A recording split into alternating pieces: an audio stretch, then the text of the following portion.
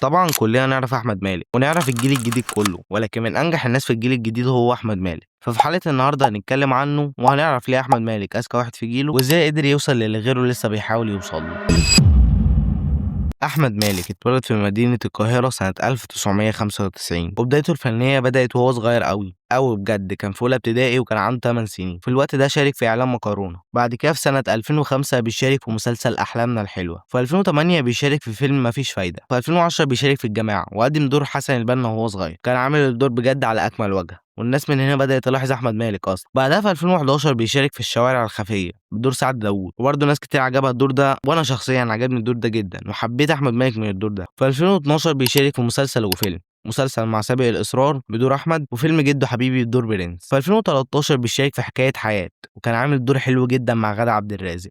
وفي 2014 بيشارك مع السقا في الجزيرة بدور ابنه علي منصور الحفني. كان دور مختلف وحلو برضه، وفعلا ناس كتير بتعرف احمد من الدور ده، وهو بجد كان قادر يخليك تشوفه وقادر يخطف الكاميرا. وبعدها بيشارك في ريجاتا بدور سيكو، وبعدها اهواك بدور احمد. بعدها بيعمل فيلم بطولته باسم الجيل الرابع بدور رامي وبيحقق 3 مليون جنيه. مش اعلى حاجه بس كاول بطوله مطلقه حلو. وده غير برضه ان في نفس السنه محمد رمضان كان نازل بفيلم شد اجزاء، كمان كان لسه طالع من ابن حلال، فعشان كده جاب ايرادات عاليه جدا محمد رمضان. المهم في 2016 بيشارك في افراح القبه بدور طارق، وبعدها هيبقى المحاضرة الأخيرة بدور كريم. وأنا ما شفتش الفيلم ده، فبالتالي ما شفتش دور أحمد مالك، فمش هعرف أقول لك حلو ولا لأ. بعدها بيشارك في اشتباك مع نيلي كريم وكان عامل دور مختلف وعمله بطريقة حلوة جدا. في 2017 بيشارك في الشيخ جاكسون، وبعدها لقطت في الشمس بدور آدم وكان عامل دور جامد قوي بجد ومهم. وفي سنة 2018 بيشارك في ليل خارجي وكان بدور جيمي، وبعدها عيار ناري بدور علاء أبو زيد، وبعدها الكويسين وكان عامل دور حلو قوي بجد وكان إضافة للفيلم. وبجد الحلو في مالك انه بيعرف يخليك تحس الدور اللي بيعمله وتصدقه، وده اللي بنشوفه في كل اعماله. وبعد كده بيشارك في الكنز 2 بدور تحتمس التالت. بعد كده بنشوفه في زي الشمس بدور سيف ابو المجد، وبرده كان عامل دور جامد واقنعك بادائه. وبعد كده بيشارك في الضيف بدور اسامه وكان دوره عبقري، وعلى فكره كان هو بطل تاني، يعني كان من بطوله خالد الصاوي واحمد مالك. وهنا ادوار مالك كانت بدات تكبر، وده عشان كان بيثبت نفسه في اي عمل بيعمله، وده كان واضح جدا من حكايه حياه مع غادة عبد الرازق. كان عامل دور عبقري وأداؤه وصل لك الشخصية بجد وخلاك تحس إنه مش بيمثل وإنها شخصية حقيقية بجد. وده برضه شفناه في فيلم راس السنة بدور شريف، كان عامل دور حلو برضه. وفي نفس السنة في 2020 بيشارك في مسلسل نمرة 2 بدور حامد، وبعدها على طول بيشارك في فيلم عالمي وهو حارس الذهب. وانا بقول عالمي لانه مش فيلم مصري، فيلم استرالي، وكان معاه ممثلين اجانب ومخرجين اجانب. والصراحه انا ما شفتوش، بس في ناس كتير اشادوا باداء احمد مالك فيه، ودي كانت خطوه حلوه جدا انه يعمل فيلم عالمي زي ده. في 2021 بيشارك مالك في نسل الأغراب وعمل دور حمزة الغريب. أنا عن نفسي كنت بموت ضحك لما داش أو مالك بيتكلموا صعيدي، مش عارف ليه. ممكن بجد ما يكونش لاقي عليهم الدور، أو مثلا عشان كانوا بيتكلموا بسرعة، وممكن على فكرة ناس يكونوا حبوا دورهم بس أنا عامة ما حبيتهوش، أو عشان لما كانوا بيتكلموا جد أو بيعملوا مشهد جد كنت بضحك فما حسيتش بالدور بتاعهم قوي يعني. وده برضو مش من أفضل أعمال أمير كرارة والسقا يعني. وبعدها بيعمل مسلسل حلو جدا من بطولته وهو بيمبو، والمسلسل ده كان طرش بجد ونجح نجاح كبير جدا، ودور مالك في بيمبو كان حلو وعبقري بجد. في 2022 بيشارك في مسلسل تحقيق من بطولته، واحمد كان عامل اداء اسطوري حرفيا بدور هشام خيري.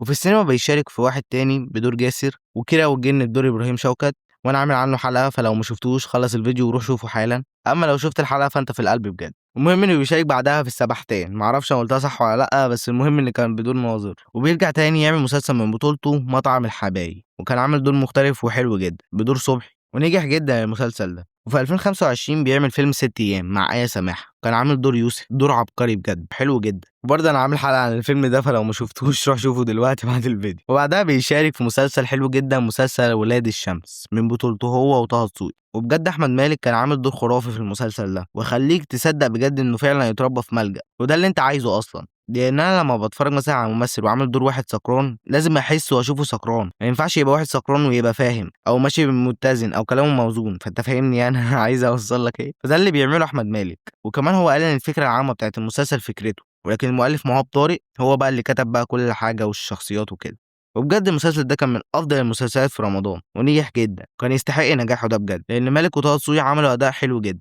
وطبعا العظيم محمود حميد اداؤه كان حلو جدا برضه، وكل الكاست بجد كانوا عاملين اللي عليهم وبيمثلوا بجد. وفي السينما بيعمل فيلم كولونيا، وفي رمضان 2026 بيعمل مسلسل سوا سوا مع هدى المفتي، بس انا ما شفتوش لحد دلوقتي الصراحه، بس حاسس ان هو هيبقى حلو يعني. فيعني لو حد شافه يا ريت يقول لي حلو ولا لا في الكومنتات عشان اتفرج عليه. واخر فيلم ليه في السينما ايجي بيست وبيحقق 44 مليون جنيه، وده في حد ذاته رقم كبير جدا، خصوصا ان كان قدامه هشام ماجد، وهشام ماجد كان مكسر الدنيا في السينما والدراما. وعلى فكره مش معنى كده انه فشل، الرقم ده كبير جدا، وكان الفيلم بينافس في المركز الثاني، فهو نجح نجاح كبير جدا برضه. واخر حاجه ان في كلام ان احمد مالك هيبقى بطل فيلم ولاد رزق 4، وهو مش عارف بجد بس حاسس انها هتبقى تجربه حلوه جدا وممتعه. نيجي للفقره بتاعتنا عشان نجاوب على اسئله الحلقه. اولا، ليه احمد مالك اذكى ممثل في جيله؟ بقول لك بكل بساطه بسبب اختياراته، لانه بيختار اعمال مهمه جدا وبيبقى عارف انه هيعملها بطريقه حلوه جدا. وعلى فكره اختياراته دي ما شفناهاش من اول ما بقى بطل، ده قبلها بكتير في حكايه حياه وشوارع خفيه ومع سابق الاصرار، فكان بيختار ادوار مهمه جدا وهتضيف لمسيرته. في الادوار دي كان بيعرف يخطف الكاميرا بجد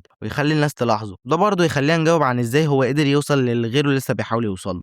هقول لك برضه بسبب اختياراته الذكيه وانه اشتغل بره مصر. وهزود حاجه وهقول لك انه بيطور من نفسه على طول، وكل عمل بيعلي على نفسه وبيطلعه على اكمل وجه بجد. وبس كده خلصت الحلقه.